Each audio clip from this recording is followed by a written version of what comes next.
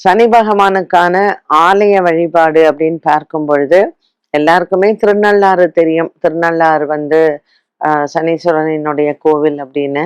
அதை தவிர்த்து நமக்கு இந்த சனி பகவானுக்கு நிறைய ஆலயங்கள் இருக்கு.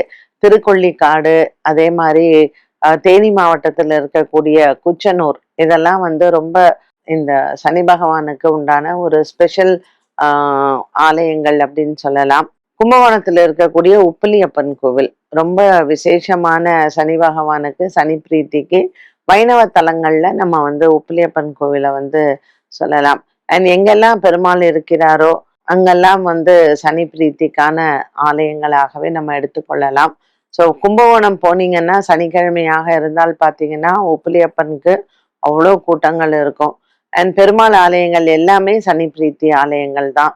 சனி பகவான் வந்து ஜாதகத்துல நமக்கு எங்க இருந்தாலுமே நம்ம வந்து இது சுப பலனா அசுப பலனா அப்படின்னா, லக்னத்துல இருந்தா உடல் ஆரோக்கியம், 2ல இருந்தா குடும்பம், 3ல இருந்தால் அது வந்து சகோதர சகோதரிகள் மாத்ருஸ்தானம்னு சொல்றது, இப்படி 12க்குமே நமக்கு சில பலன்கள் கொடுக்கத்தான் இருக்கு.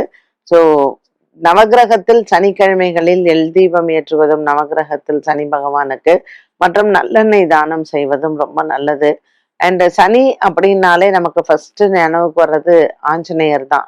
ஸோ ராம நாமத்தை ஜெபிப்பதும் ஆஞ்சநேயரினுடைய வழிபாடும் சனீஸ்வரனுக்கு வந்து ஒரு சிறந்த பரிகாரமாக